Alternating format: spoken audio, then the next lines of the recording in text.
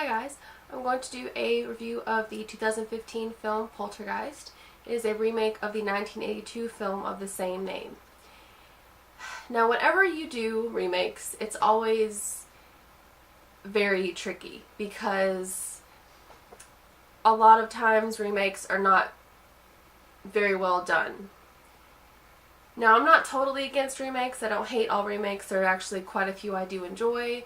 But yes, for the most part, they do not have a good track record.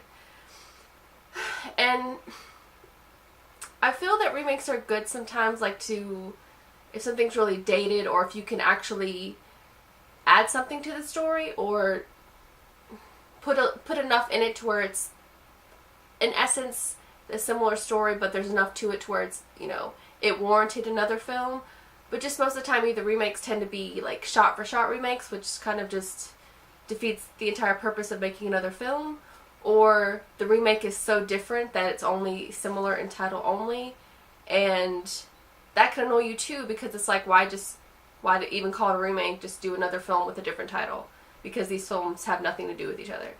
So again, it's just a very tricky area to mess with, and it just seems like nowadays Hollywood kind of just churns out a lot of sequels and adaptations and remakes and reboots, and there's not really a whole lot of original films anymore. So I totally understand the hatred for remakes and where that comes from. But I actually did enjoy this particular remake. I like the original Poltergeist. I rewatched it recently just so I could refresh myself on the film because I haven't seen it in probably a decade. And I do like the film. It does a lot of things well. But it wasn't like, it wouldn't be in my top 10 favorite horror films or anything like that. It wasn't like, I know some people really love this film, but it was just, for me it was okay. So it wasn't like I had a huge connection or attachment to the source material. But the remake did what I was talking about earlier. The remake did what a remake should do. It takes some of the elements from the original film, basic story premise, what have you, but it does enough things differently to where, yeah, it might not have been totally necessary to make a whole other film, but it doesn't feel like a shot-for-shot remake, and it adds enough new elements to it to where it's enjoyable, if that makes sense. So the Poltergeist remake stars Sam Rockwell, who I'm a big fan of. I've been a big fan of his since 96 or 97 when he was in the comedy film Safe Men, and he's, of course, done more so since then, like more than comedy, like drama and now horror, but I think he's an amazing actor. Rose Marie DeWitt, who is from the amazing show United States of Terror. So going into it, I already know I like some of the actors that are in the film. So Sam Rockwell and Rose Marie DeWitt play Eric and Amy, who are moving into a new house because Eric has lost his job and they have to downsize. Amy is a writer, but she isn't working currently because Eric doesn't want her to, because he wants her to focus on her writing and not have to worry about getting a job. Eric and Amy have 3 children, a teenage daughter named Kendra, a younger son named Robbie, and then an even younger daughter named Madison. One night when Eric and Amy are out at dinner, a lot of activity begins to happen at once when the children are at home alone. When they get back, they see all the weird things that have happened, because there has been like small instances of activity up until then, but nothing major, and they find out that Madison has disappeared.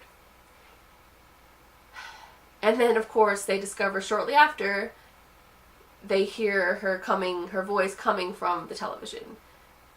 And they really don't know how you report that kind of incident to the cops without sounding crazy or them getting in trouble for murdering their daughter. So they don't. They look for another way to save their daughter, and they eventually come to a group of paranormal researchers at a local college. And then the rest of the film follows Eric and Amy working with this paranormal research team, and then also they bring in a host of a kind of a paranormal reality TV show named Kerrigan Burke, who has a lot of history and knowledge of the stuff they're going through. And like I've said, there is a lot of similarities with the first film. They're the married couple, 3 children, teenage daughter, 2 younger children, smaller incidents of activity leading up to disappearance of their youngest daughter. Then their decision to contact an outside source to help with it. In the original, it was more like parapsychology. In this one, it's paranormal research. And then bringing in even another person to help with it, which in this one it was Kerrigan Burke, and in the original it was a psychic medium. And of course, the subsequent discovery of the neighborhood being built somewhere it shouldn't be is a common theme in both films. Now, overall, I really did enjoy the remake. The pacing to me was really good. I didn't get bored. It didn't go by too fast. I thought there were a lot of good scares. I didn't particularly like the overuse of CGI in some cases, but I just think we're really still a long way from like that looking as realistic as the filmmakers want it to. So that kind of takes you out of the film a bit whenever and especially a lot toward the end, there was a lot of CG stuff. Like in the original, there's a lot of stuff with this clown doll, which I knew a lot of people that were scared of clown dolls and still are because of that film. And they kind of did a different take on that, which I thought was cool and again creepy. Although I don't really find clowns or dolls creepy, but I'm sure people who did might really be horrified at the number of clown dolls we deal with in the remake. I did feel it didn't end as well as it could have. Like in the original film, you have a lot of the activity leading up, and then the end, it's like, you know, the scariest, creepiest stuff happens, and it's the fastest paced or whatever. But in the remake, there were parts before the ending, in the middle, whatnot, that I found more interesting and creepier than the ending. The ending just wasn't as powerful, impactful, extreme as it could have been. I just didn't feel the ending was did make as big of an impact as it could have. Another part of the film that I really enjoyed, and probably surprisingly my favorite part, is the parents. Sam and Rosemarie, as parents, they were just so funny. Like, you don't think of horror movies like being funny, at least not good ones, not intentionally, but their relationship and kind of their dynamic with the kids, it just seemed really realistic and down to earth, and it just added kind of that human element, and it was my favorite part of the film.